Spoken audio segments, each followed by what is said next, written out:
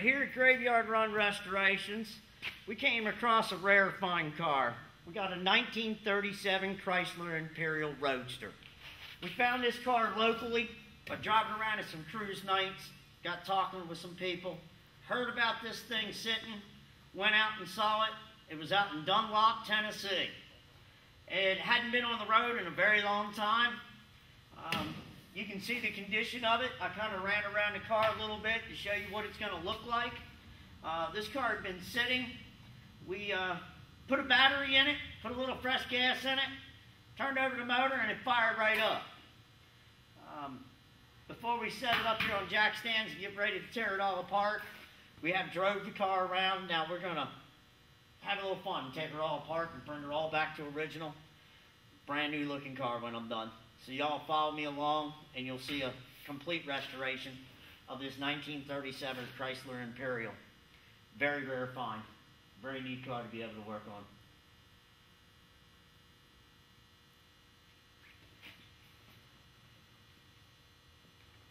Go ahead.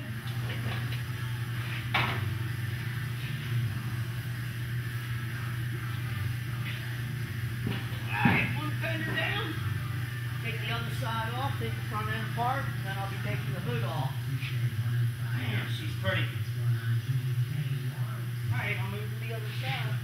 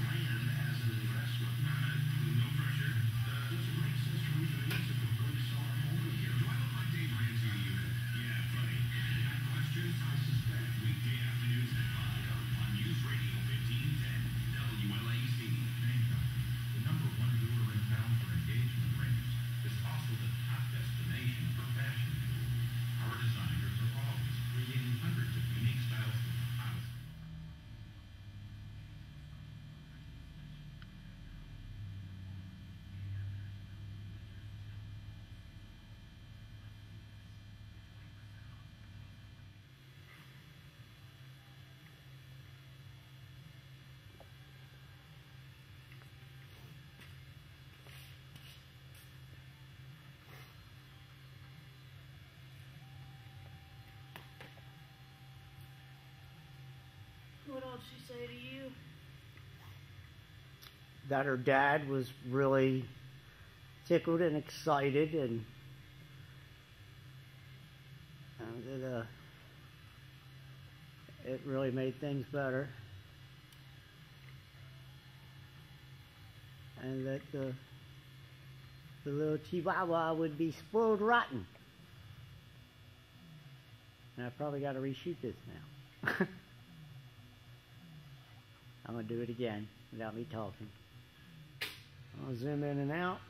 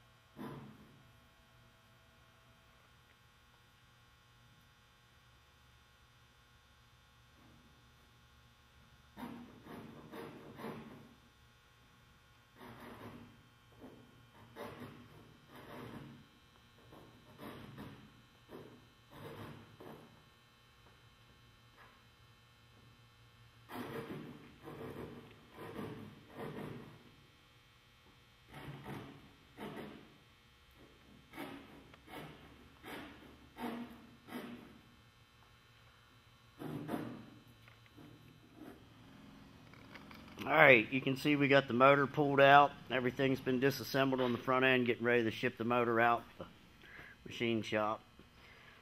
It runs, everything was fine, but we want to completely go over the motor and the transmission and go through every single component in it. So I'm getting ready to drive it up to Ron's machine shop up in Cincinnati, Ohio. And she's pretty. She's a big old motor. A couple little things. We had a exhaust manifold. Had a break in it right there, but the metal's in real good shape. We're going to go through and weld that and put it back together and taking it up to another place. But right at the moment, this is where we are with the Chrysler. Disassembled the front end, disassembled a lot of components, a lot of labeling, a lot of descriptions written on things, and going through everything. Disassembled all the transmission, all the linkage, and we're getting ready to disassemble a lot more onto her. She's come a good ways.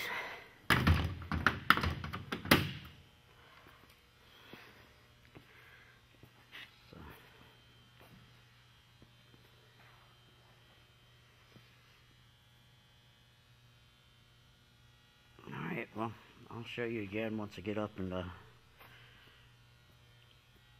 get back from the machine shop.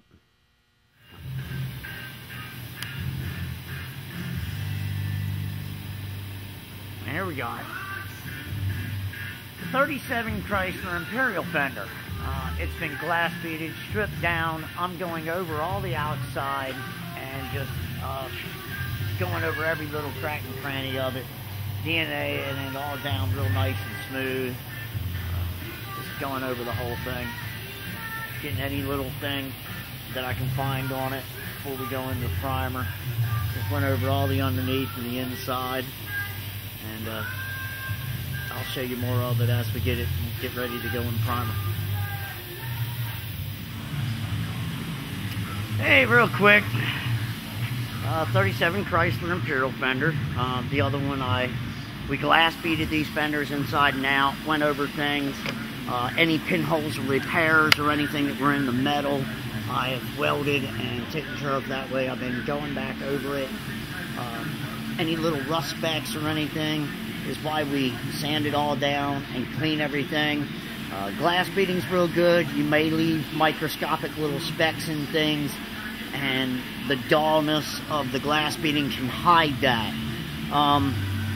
So if you go back over it and sand it, if you run metal acid over it, neutralize it, wipe it all down, DX330 it all in the end, sand it, clean it, get it ready for paint, and that's how far we go with them, that we know that we're not going to have rust come back. You know, we just go through and hit every spot we can, and you see how it's DA'd up here and peppered looking down here. That's where it's glass beaded, and like you come up here, we had a little imperfection in the metal, and we just went through and really waffle wheeled it and cleaned it and go through everything that we can possibly find in any of the metal. And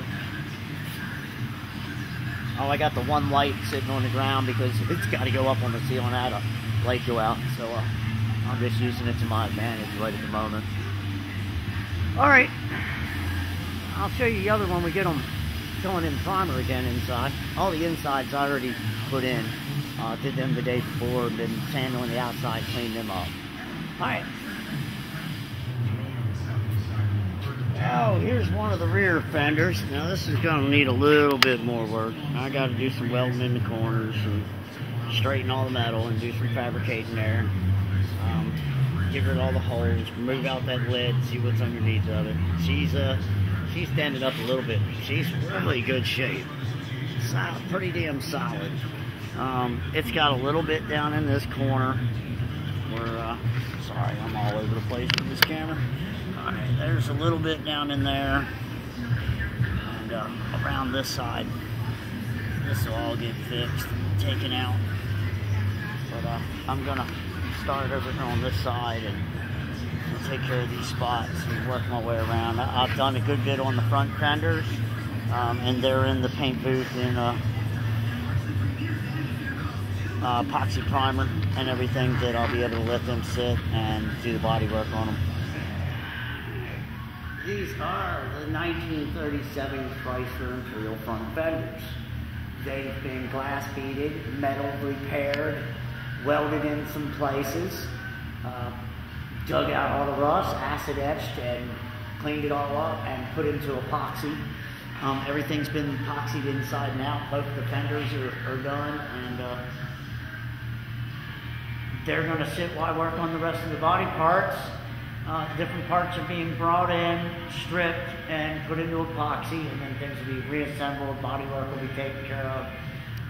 Fenders are in great shape, small dents here and there. They will have repairs to them, but as far as metal structurally, pretty strong car. Really happy with the metal. Normal dents where, you know, she's what, 70, 78 or something like that. So she's got some age. She's an old girl. Gotta love her real good now. All right.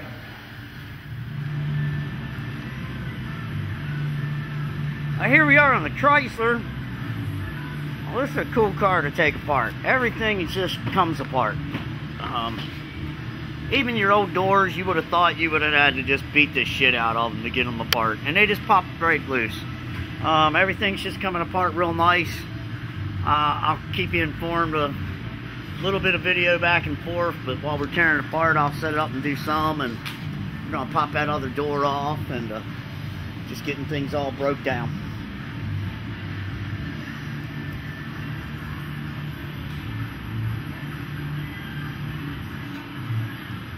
Hey, I grabbed a video camera real quick. Check out this little Milwaukee. This tiny little thing just whipping the doors right off. You would have thought these old hinges, you would have really had to get on them. This thing has just come right apart. I gotta put the camera down and go grab the door. That's just pretty cool.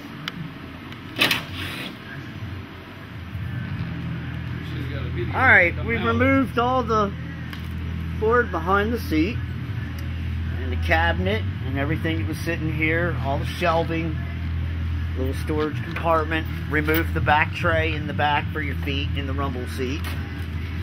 The convertible top we just removed, and we took off the deck lid, which is the rumble seat. Things coming along real well about disassembly. It's in beautiful shape. It's got its normal rock spots down on the bottom and low, but your outside body is in really nice shape. We got a little bit down here in the bottom, but other than that, you know, she's a little stinky. Yeah, I might be all over the place. I'm not even looking at the screen. Yeah, that brace, I gotta undo this back nut here, and we'll take that out. Yeah, it's on a swivel right there. It's just got one screw in it and another on the back on both sides. And then it'll be take apart this dash and undo the body belts, and I'll be able to get it over to the lift probably by the weekend. All right.